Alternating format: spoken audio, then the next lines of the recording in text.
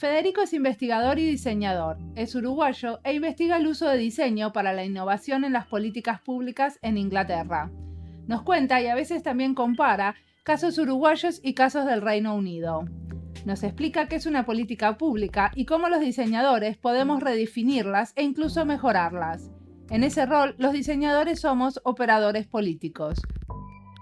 Me gustó mucho esta charla porque Federico es súper claro. Mi nombre es Mariana Salgado, esto es Diseño y Diáspora.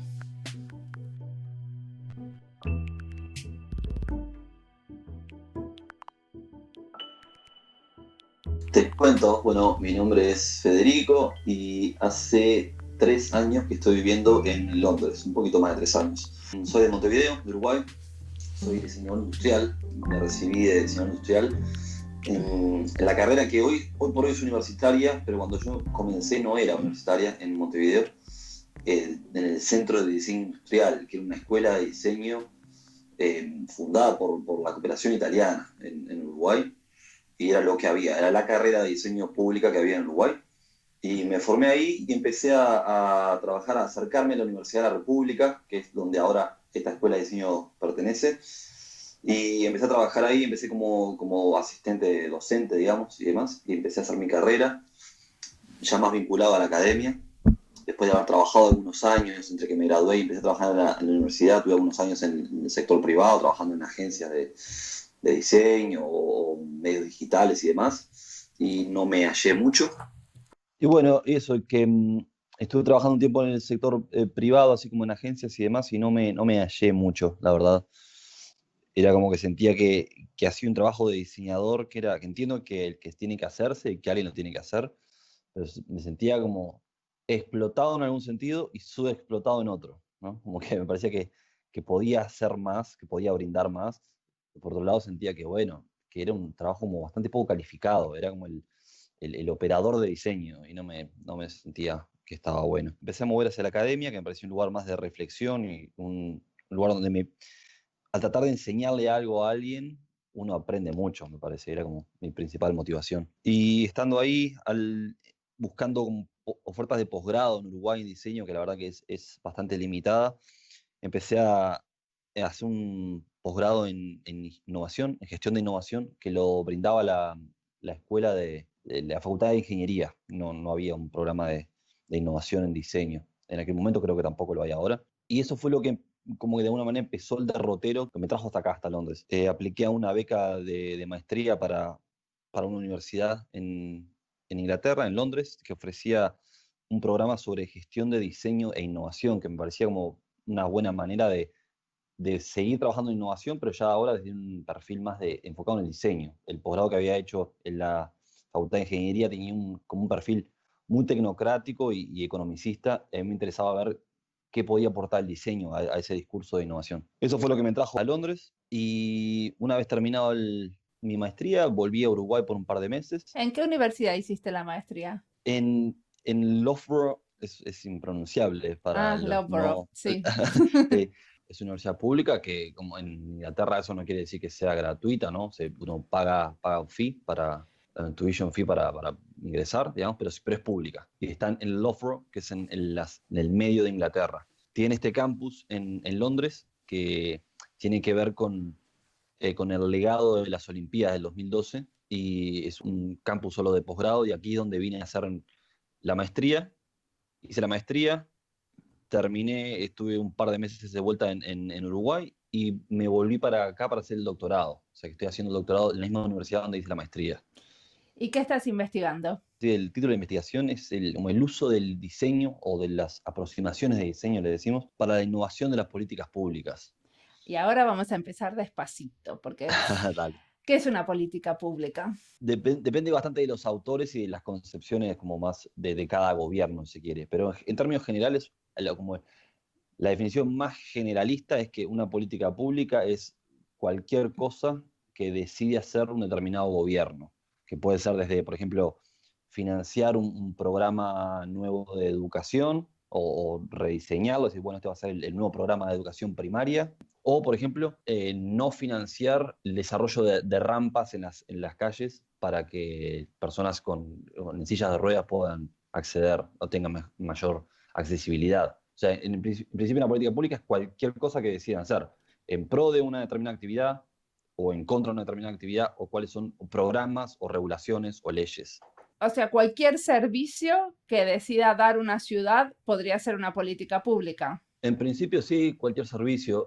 Muchas veces se entiende a los servicios públicos como el brazo ejecutor de una política pública, ¿no? Una política pública busca, por ejemplo, aumentar la movilidad o el comercio en un determinado barrio, que la gente pueda moverse más hacia ahí, conocerlo, aumentar el turismo, y el servicio público de incrementar líneas de buses hacia ese determinado barrio es lo que termina ejecutando la política, o una de las ramas que termina ejecutando la política. Entonces, con esa definición, una política pública es como el objetivo. Ahí está, de alguna manera es como el objetivo, es el marco que le da a una solución a un problema. Claro. Y ahora viene mi pregunta. Una de las críticas que se le hace al diseño a la hora de diseñar políticas públicas es que el diseño solo se usa para la implementación y que a los diseñadores no se los llama para identificar el problema, sino que se lo llama cuando ya el problema está identificado. Sí, esa es una crítica bastante habitual, y yo entiendo que tiene que ver con cómo se introduce el diseño en el quehacer de las políticas públicas o de los servicios públicos. Y me parece que está bastante ligado a la digitalización de servicios, ¿no? Donde, bueno, la política pública ya existía, y lo que pasa es que muchas políticas públicas están siendo, en muchos gobiernos, portadas a la virtualidad, ¿no? al mundo digital. Entonces, cuando eso sucede, resulta como evidente que precisas un diseñador o diseñadores que puedan portar esa política, a ese servicio. Entonces, es claro que, bueno, en la implementación dicen, bueno, tenemos este determinado servicio y lo queremos hacer digital. Entonces, entran en juego los diseñadores y, por ende, las capacidades de diseño. La crítica a eso que se hace muchas veces es que el diseño suele funcionar mejor, digamos, cuando logra reenmarcar el problema que está tratando de atacar. Claro, pero para eso los diseñadores nos tenemos que posicionar más estratégicamente, porque si a mí me contrataron para implementar una solución de diseño, está difícil después decirles, bueno, pero en realidad lo que yo quiero es definir el problema con ustedes. Sí, tal cual. Y creo que en ese sentido hay problemas como de varios frentes. Una es la despolitización del diseñador, ¿no? El diseñador como ejecutor, donde de alguna manera es un operador al que le llega una tarea y cumple con la tarea, y trata de no involucrarse en la decisión política. Dice, bueno, yo soy diseñador, no me meto en la construcción del problema, ¿no? En el sentido de construir el problema que se está atacando. Y ni que hablar que es complejo decirle a tu cliente, digamos, bueno, no, la verdad que yo entiendo que el problema que vos me estás planteando no es el adecuado, habría que hacer otra cosa. Es complejo.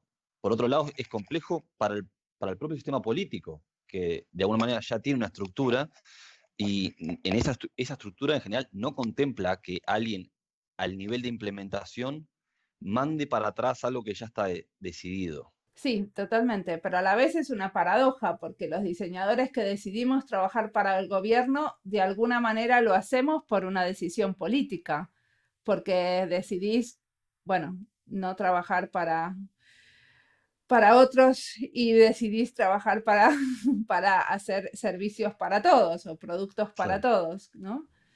Sí, ni que hablar. Yo creo que ahí hay un tema mencionaba recién la despolitización, no sé si es despolitización, es como la lógica de que me parece que tiene que ver en algunas carreras de diseño o en algunas escuelas de diseño, donde el diseñador es el que aporta valor a la producción. Y no debe, como que la concepción es que, bueno, no debería estar cuestionando lo que hace mucho, va y hace. Y me parece que a muchos diseñadores, hoy por hoy sobre todo, donde el diseño como disciplina o como área de conocimiento se ha ido haciendo más sofisticada, es que muchos empiezan a cuestionar su propia actividad profesional. Es decir, ¿qué estoy haciendo como diseñador? ¿Estoy contribuyendo a la polución mundial? ¿Estoy contribuyendo al consumo? Y ahí es cuando se politiza la profesión y empiezan a aparecer problemas como estos, donde, bueno, uno cuando decide decir, bueno, yo quiero ser un diseñador que trabaja en el sector público o haciendo políticas públicas, empieza a haber como un conflicto de interés, porque ya no es solo un operador en el sentido de desarrollar lo que se le pide, sino que pasa a ser un operador político. Claro, pero a la vez cuando yo entrevisto a diseñadores trabajando para el gobierno, ninguno habla de cómo su estrategia y la estrategia del laboratorio donde están trabajando se alinea con la agenda del gobierno. O sea, en ningún momento está totalmente ligada al gobierno de turno. Es verdad, y algunos casos son bastante paradigmáticos en ese sentido, ¿no? El laboratorio de gobierno de Chile, del gobierno central de Chile, es un caso bastante ejemplificante, porque bueno, surge del gobierno socialista de Bachelet y continúa, que una de las dudas que ellos tenían era, bueno, ¿qué va a pasar cuando haya un cambio de color en el gobierno? Termina el periodo de Bachelet, pasa a un gobierno de alguna manera más de impronta más neoliberal, y el laboratorio de gobierno que usa metodologías de diseño y demás, continúa trabajando. Uno puede asumir desde ese lugar que, bueno, este laboratorio es de alguna manera neutral, o el uso del diseño es neutral. Yo lo que creo es que está siendo funcional a todos los paradigmas, o por lo menos a estos dos paradigmas. No creo que es una cuestión inocente de quien tiene el poder político, decir, no, vos sos tan neutral que me servís igual. Me parece que hay discursos, de alguna manera, atrás de lo que se está haciendo, que son funcionales a ambos. Por ejemplo, para un gobierno de impronta socialista, hablar de la lógica del desarrollo de políticas públicas desde un enfoque de coparticipación, que muchas veces es lo que el diseño en el sector público trata de acercarse, sirve porque se entiende que, bueno, que se democratiza la resolución de problemas sociales y demás. Por otro lado, para un gobierno más neoliberal, el uso de diseño puede estar vinculado de una manera con hacer soluciones o resolver situaciones políticas o sociales de manera más eficiente, y manera más eficiente en términos financieros, en términos económicos. Entonces también es funcional a eso. ¿Y vos pensás que somos los diseñadores los que subimos a articular eso y por eso hubo continuidad en el laboratorio? No estoy seguro que haya sido los diseñadores. Me parece que ahí también hay una cuestión que tiene que ver que el diseñador como profesional, ¿no? Como la persona bueno, que en definitiva está trabajando y quiere mantener su puesto de trabajo. Eh, que haya comenzado hace unos 10 años más o menos esta lógica de tener aproximaciones de diseño en el sector público, sobre todo pensando en el norte, ¿no? En el norte geográfico, en el norte global, y se parece mucho a justamente cuando comienza la crisis financiera internacional, ¿no? Donde, bueno, me imagino que para muchos estudios de diseño y agencias de diseño, el mercado se les achicó mucho y tal vez recurría al sector público, que a la postre es el principal proveedor de servicios en cualquier país del mundo y es atractivo. Entonces, moverse al sector público, uno lo puede ver como una cuestión casi de principio, como, bueno, ahora mi agencia de diseño o los diseñadores quieren moverse a atender cuestiones más sociales, o, bueno, hay un mercado mucho más grande. Es un negocio.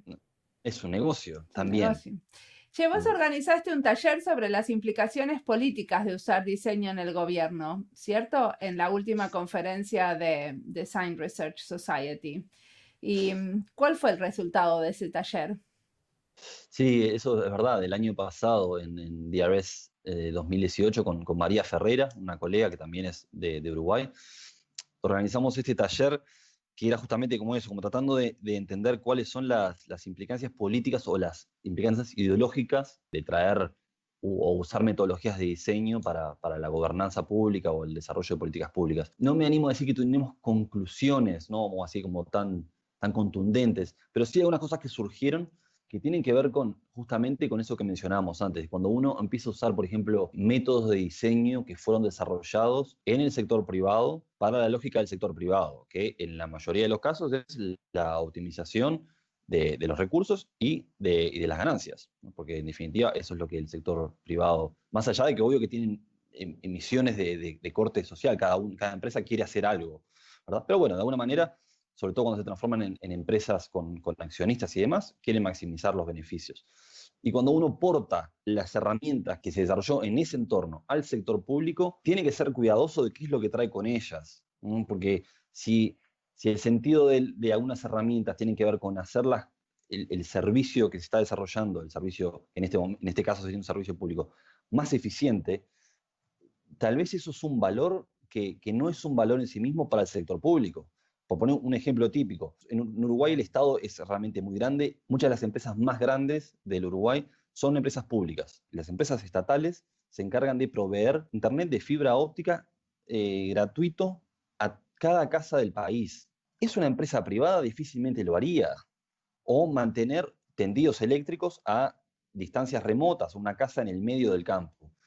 Es muy difícil que una empresa del sector privado haga eso, porque no es redituable. Entonces, si uno de alguna manera está usando métodos o herramientas que propenden a hacer las cuestiones, los servicios, en este caso, más eficientes, tal vez soluciones de ese corte, ¿no? Como que tienen una impronta más social, uno no arribaría jamás a esa solución. De alguna manera, el workshop, el taller que organizamos, tenía que ver con eso, con tratar de elucidar cuáles son las cuestiones que al momento de portar herramientas de un determinado universo, del sector privado en este caso, al sector público, nos van a permitir arribar a determinadas soluciones y nos van a restringir de arribar a otras. Es muy interesante eso. Uno de los trabajos que vos citaste es el de Kimball y Valley, donde dicen que estandarizar las prácticas de prototipado cuando uno quiere hacer nuevas políticas públicas tiene el riesgo de subrayar las estructuras de poder que ya están establecidas. Entonces, eso yo no lo entendí mucho. Primero, no entiendo muy bien por qué hacer prototipos subraya relaciones de poder que ya están. Sí, va a ser mi interpretación. Habría que preguntarle No, a ella. yo te pregunto a vos. Claro. Yo entiendo que tiene que ver con por lo menos cómo me figuro yo el prototipo, ¿no? ¿Qué quiere decir el prototipo? Y también con que, bueno, que las autoras de este paper en particular están muy embebidas en la realidad británica. Son dos investigadoras o dos académicas de Gran Bretaña y inclusive, bueno, Kimball en particular trabajó con el laboratorio del Policy Lab en el gabinete del gobierno británico. Y me parece que tiene que ver con que el prototipar es de alguna manera hacerse una pregunta sobre algo. Uno no sabe algo sobre lo que está haciendo y hace un prototipo, que quiere decir que, bueno, eso de alguna manera lo materializa. No tiene que ser necesariamente material, porque, bueno, hay prototipos digitales, pero lo materializa, lo hace tangible de alguna manera y hace una prueba sobre ello. Y me parece que en esa práctica, en el sector público, se están perpetuando las estructuras de poder en la medida que las propias pruebas son circulares, de alguna manera. Uno prueba algo con la gente que ya iba a aprobar o que iba a desaprobar un determinado servicio público o una política. Si no se sale de la lógica de replicar eso, decir, bueno, voy a preguntarle a las personas que ya les iba a preguntar antes, o a las que precisaba tener la aprobación para seguir adelante con este proyecto, uno de alguna manera está replicando lo que ya existía. Me parece que tiene que romper con ciertas lógicas, decir, bueno, si voy a hacer un prototipo sobre esto, no le voy a preguntar no sé, al policy maker, ¿no? Al hacedor de políticas que está encargado de esto. Le tengo que preguntar a la persona que es la que está trabajando en un mostrador en el sector público, en una oficina pública, y se encarga de hacer la interfaz entre el gobierno y los ciudadanos. Si uno me parece que no logra romper con esas lógicas, se perpetúan las estructuras de diseño que ya existen. De nuevo, mi interpretación de lo que dijeron. Sí, pero esto tiene más que ver con la manera de usar el prototipo, digamos, no con la práctica en sí de construir un prototipo, sino con quién lo estás evaluando y por qué, más que nada. Sí, está bien, sí, estoy de acuerdo. Y de nuevo, ahí creo que tiene que ver con mi concepción de prototipo. Yo cuando pienso en prototipos, siempre me refiero a una cita, o por lo menos, no sé si es propia de él, pero se la escuché a él, a Scott Clemmer, que es un docente en la Universidad de California en San Diego, que dice que el prototipo es una pregunta materializada en un objeto. Bueno, es una traducción un poco burda del inglés. A mí me hace muy claro qué quiere decir con eso, ¿no? Es decir, uno prototipa porque no sabe algo. Entonces, para mí, la lógica del prototipo, yo no lo estaba pensando desde la construcción del prototipo, sino lo estaba pensando en para qué uno usa el prototipo, y es para responderse una pregunta. Pero tal vez las autoras tenían que ver más con lo que tú mencionabas, con la construcción del prototipo, con el prototipar. Con el proceso de prototipado. El Estado tiene valores que no tiene una empresa.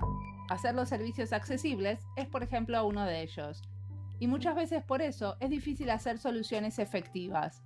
Eso cambia completamente la práctica del diseñador, porque la meta no es llegar a ciertos objetivos del plan de negocios. Es un cambio de paradigma que los diseñadores que deciden trabajar para el sector público tienen que entender.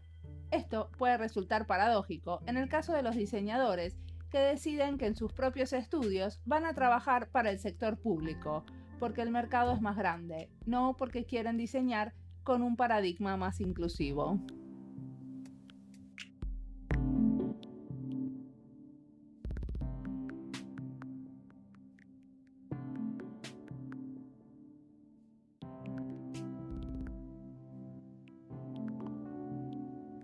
Ujú.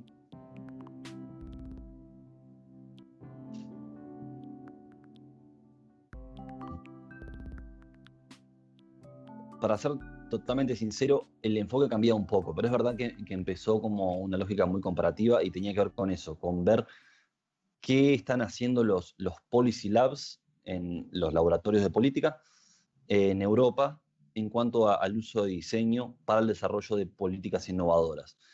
El hecho de usar policy labs no es tan fetichista como parece, tiene que ver con que, bueno, estas estructuras dicen explícitamente que usan metodologías de diseño para el desarrollo de políticas públicas de forma innovadora. Por eso es que, bueno, el mirar o el centrarse en laboratorios de política o en los policy labs tiene que ver con eso, con el que hacen explícito un determinado uso. Entonces es un vehículo. Y la comparación tiene que ver con justamente tratar de entender qué es lo que hacen ellos en común y qué es donde divergen. Cuando dicen que usan diseño para innovar, ¿qué están queriendo decir? Que usan métodos de diseño, que usan ciertas formas de apreciación que tiene el diseño que de pronto otras disciplinas no. Eh, para darte un ejemplo más concreto, durante el año pasado estuvimos enviando una encuesta a laboratorios de política en Europa, y de nuevo, ¿por qué Europa y no el resto del mundo o no otra área geográfica? Es que, bueno, la mayoría de los laboratorios de política están concentrados geográficamente en Europa, y como el desarrollo de políticas públicas se parece un poco más en Europa que si uno comparara Europa y Estados Unidos o Europa y Sudamérica, es más fácil después relacionarlos entre ellos. Y en esta encuesta que estuvimos enviando, preguntábamos, por ejemplo, en qué momentos o del desarrollo de las políticas públicas usan qué instrumentos o qué herramientas de diseño. En el momento de que están, por ejemplo, identificando un problema, en el momento de que están pensando distintas soluciones, en el momento de que están eligiendo soluciones o implementando la política pública o evaluándola. Y uno de los resultados, por ejemplo, de ese primer estudio, arroja bueno, que en principio la mayoría de los laboratorios de gobierno usan pocos métodos de diseño. Métodos de diseño como se entienden en la academia. Típicamente, diseñadores de interfaces usan el card sorting, ¿no? Como el ordenado de cartas para consultar a distintos usuarios de cómo entienden que una interfaz es más usable o más intuitiva.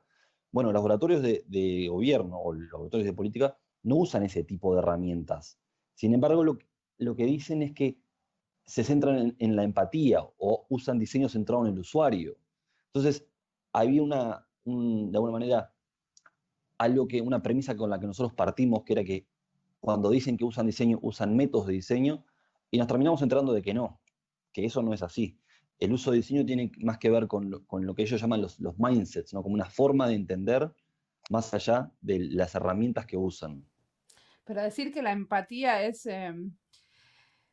como un encuadre de diseño es bastante raro, ¿no? Sí, yo creo que es problemático. Muchas cosas de esas son problemáticas cuando hablan, por ejemplo, hablan de la empatía o hablan de los enfoques coparticipativos, ¿no? La co-creación. No creo que el diseño como disciplina, entiendo que también hablar del diseño como disciplina es problemático, pero bueno, de la entelequia esta que es el diseño, no puede abogarse la exclusividad. Es decir, nosotros somos los únicos que tenemos un enfoque basado en la empatía o centrado en el usuario. Creo que tiene que ver con un discurso de los últimos años, muchas veces impulsado por grandes agencias de diseño, ¿no? Típicamente IDEO, ¿no? IDEO, la californiana y otras, Frog Design, que son las banderas que han levantado de la forma que han intentado vender diseño. Porque, de nuevo, acordémonos que estas empresas venden diseño. Y lo que me parece es que ese discurso ha calado en la sociedad y ha generado, a su vez, la lógica de que para el sector público o para algunas personas dentro del sector público digan, bueno, si el diseño puede ser usado en el sector privado de esta forma, ¿no? Como un encare coparticipativo para obtener buenos resultados, y los buenos resultados medidos en, por ejemplo, las ventas que hace determinada empresa, bueno, esto capaz que nos sirve a nosotros también en el sector público. Usamos un enfoque centrado en el usuario, que en este caso capaz que sería centrado en el ciudadano, y vamos a obtener un mejor resultado. Que eso sea así, creo que todavía está por probarse. Hay mucho de esto del discurso del diseño basado en la empatía y centrado en el usuario y demás, que sí, los estudios académicos hablan de la potencialidad, ¿no? Bueno, podría ser así, podría haber ganancias o mejoras en las lógicas democráticas, pero en realidad no tenemos evidencia contundente de que sea así, sobre todo porque son bastante nuevos estos encares y porque dependen mucho de los contextos. Entonces, que un enfoque como funciona de pronto en Finlandia, un enfoque de lógica coparticipativa, un estado de bienestar como el finlandés, funcione bien, trasladar ese enfoque a Nigeria tal vez sea catastrófico.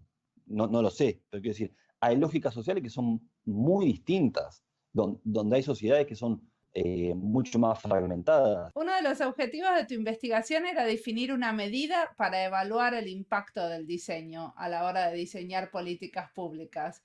¿Todavía seguís pensando en esa medida? No, Yo hice la tarea, ¿ves? Me abandoné ese barco leí como lo una que, rata. me leí tu propuesta de doctorado, todo. Sí, es verdad. Bueno, lo siento mucho por ti, Mariana, que hayas pasado por eso, no se lo deseo a nadie. No, a mí me Pero sí, interesa. abandoné ese barco, creo que tiene que ver con la inocencia de uno cuando se plantea un proyecto de investigación. Eh, Me planteaba originalmente que iba a poder encontrar ciertas métricas para evaluar el impacto del uso del diseño. Y creo que en los primeros meses ya de comenzar el proyecto de doctorado, me di cuenta que no iba a poder ser así, ¿no? Hablando con algunos docentes de la universidad que están, bueno, que en realidad que se dedican, son politólogos o se encargan del estudio es, political scientists, ¿no? Me decían, bueno, en realidad las políticas públicas, los programas de evaluación son a 10, 15, 20 años. No llegas con un Y doctorado. claro, no llegaría jamás. Y, y pasa que también esta misma cuestión se la hacen los laboratorios de política, porque ellos quisieran tener algunas métricas para poder justificarse, ¿no? Para poder justificar el presupuesto, para decirle al gobierno, mirá, estamos haciendo algo que está bueno, no nos cortes el presupuesto y dejanos vivir otros 5 años.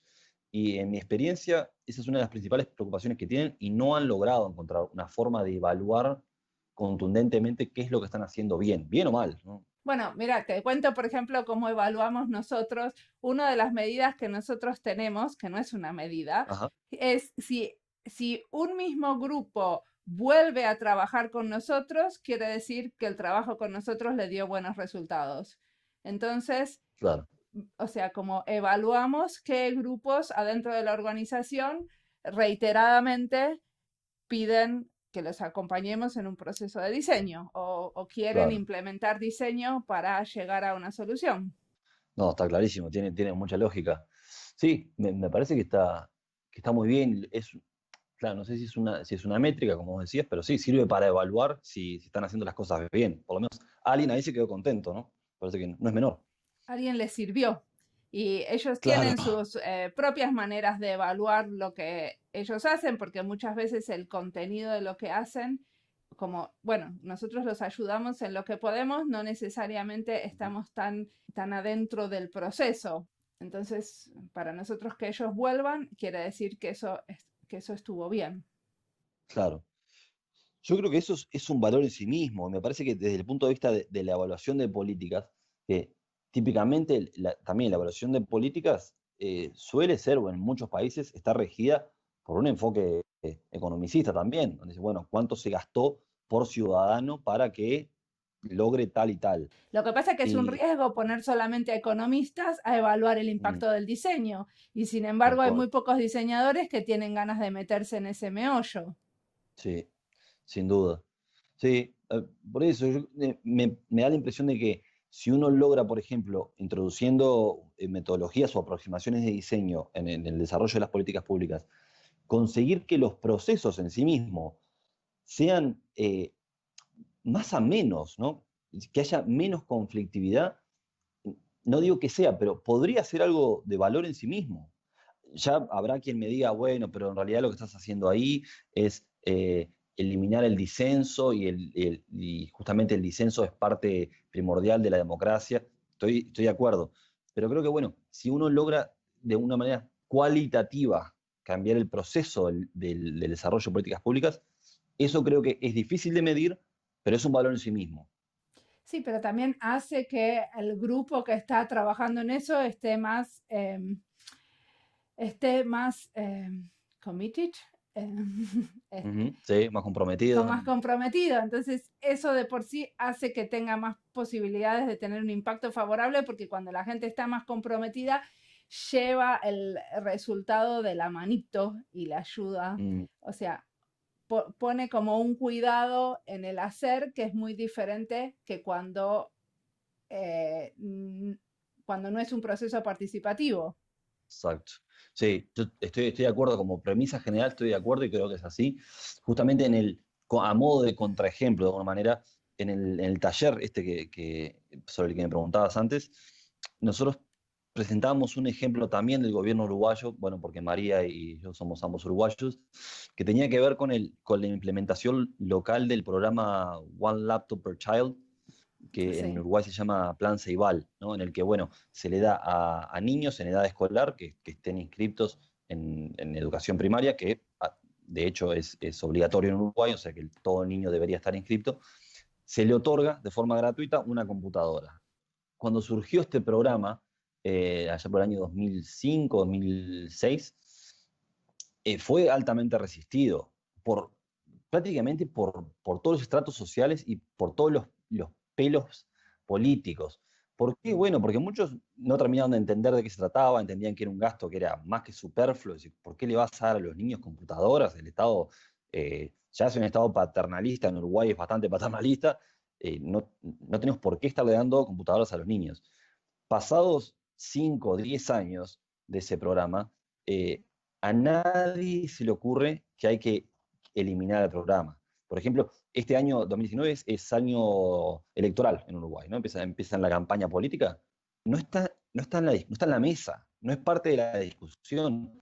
A nadie se le ocurre, en todo el espectro político, ni a nadie en la sociedad se le ocurre decir nada que pueda ser negativo al plan Ceibal, porque se entiende que los beneficios han sido realmente espectaculares. Y sin embargo, si se hubiera, o la hipótesis de alguna manera contrafactual es, si se hubiera preguntado a la gente qué hacer con este programa, que la verdad que se implementó en tiempo récord, y por lo menos se hubiera demorado mucho más, porque había que romper con el disenso. Hoy el consenso es masivo, y sin embargo, en 2005, no la mayoría, pero mucha gente estaba en contra del programa. Mucha gente que hoy lo abraza. ¿Y por qué lo abrazan? ¿Qué es lo que pasó con el plan Ceibal? Y me parece que muchos han podido ver que el programa tal como estaba planteado, el entregar una computadora a cada niño en edad escolar, era una excusa en realidad. Era una excusa para achicar la brecha digital entre aquellos, porque además el programa era para para escuelas públicas, ¿no? Entonces era, de alguna manera, tenía que ver con acortar la brecha digital, con lograr con lo que pasa hoy por hoy en Uruguay, que es niños de escuelas rurales participan en concursos organizados por la NASA en Estados Unidos. Eso era inviable hace 20 años. Y hoy niños que tienen 8 años saben programar y que nunca habían visto una computadora, sus padres jamás habían tocado una computadora. Entonces, ese tipo de cuestiones que realmente atraviesan a toda la sociedad ha generado un impacto muy positivo en la mayoría, yo diría que casi que en la inmensa mayoría del Uruguay. Entonces, los resultados han trascendido la computadora que se iba a dar. Pero también entiendo que tiene que ver con que para muchos no podían ver más allá de la computadora. Sí. Bueno, te hago una última pregunta. Dale. ¿No extrañas diseñar? Sí, extraño diseñar. Me encuentro mis momentos. Diseño cosas para mí. Me hago, sobre todo cosas gráficas, ¿no? Cosas gráficas me hago muchas para mí. Me hago cositas y me las imprimo. O no sé. Sí, es como, suena como, es casi fetichista, pero bueno, de alguna manera estoy vinculado más que nada con la cuestión gráfica digital, porque me resulta más sencillo y bueno, tengo las herramientas a la mano. Lo extraño, sí, en ese sentido lo extraño. Bueno, yo extraño ser investigadora. Nos cruzamos cuando quieras, ¿eh? Bueno, es que también cuando uno es investigador tiene mucho tiempo a leer y tenés tiempo a como reflexionar más y hay veces la vorágine de tantas cosas que hacemos hace que se nos pasen por alto algunas cosas. Por eso para mí están buenas Sí. estas charlas. ¿Y qué estás leyendo ahora? ¿Qué tendría que estar leyendo yo? Ah, mira, estoy leyendo un libro que lo agarré, me lo dejó mi supervisora hace, no sé, 6 meses en el escritorio y en su momento leí la introducción y no continué y ahora lo retomé, que se llama Complexity and the Art of Public Policy. Y es dos autores, David Colander y Roland Coopers, y que lo que me resulta interesante de ellos es bueno, que hablan de las ciencias de lo complejo, ¿no? De la complejidad, y cómo eso se puede usar para el arte de las políticas públicas. Y me parece interesante que hablen de arte, porque de alguna manera, ¿no? Para todos los cientistas que tratan como de enmarcar, como desde un enfoque bien positivista a la política pública, es que no funciona así. La política pública tiene que ver con el intercambio humano, ¿no? Es mucho más artístico que científico. Y el entender la complejidad desde un punto de vista científico con el arte me parece fabuloso. Entonces, bueno, estoy arrancando de nuevo con ese. Para mí está bueno el título porque hay veces que los procesos con los que nosotros tenemos que lidiar todos los días son tan complejos que, nos cuesta eh, usar la creatividad, porque hay Mm, veces que nos mareamos en la complejidad. total. Entonces uno se siente como un poco como, sí, como mareado o ahogado Sí. por lo que estás haciendo y te cuesta encontrarle la solución o realmente como es tan complejo y y necesitas tanto esfuerzo por entenderlo, cuesta Ujú. como mirarlo como más desde arriba el problema. Y si te cuesta mirarlo desde arriba o de diferentes ángulos, entonces te cuesta dar una solución creativa. Totalmente. Así que sí, lo anoto para leer. Muchas Dale, gracias, Federico. anótatelo. Muchísimas Por gracias. favor, gracias a ti. ¿Se podría lograr cambiar el proceso de la creación de políticas públicas usando herramientas de diseño? Se pregunta Federico Vaz. Ese es un espacio donde el diseño está aportando. Otro espacio es a partir del diseño empático y centrado en las personas, pero todavía tenemos que evidenciar que sirve en el contexto del sector público. Por eso necesitamos a los investigadores como Federico que están tratando de entender el valor del diseño en el gobierno. Entenderlo y evidenciarlo. Tarea nada fácil. Le deseo mucha suerte en ese viaje. Como siempre, la música del podcast es de Antonio Zimmerman, que la compuso especialmente. Muchas gracias. La edición es de Andy Fechi. Gracias, Andy. Está publicado con licencias de Creative Commons con Attributions. Esto fue Diseño y Diáspora. Nos escuchamos en la próxima.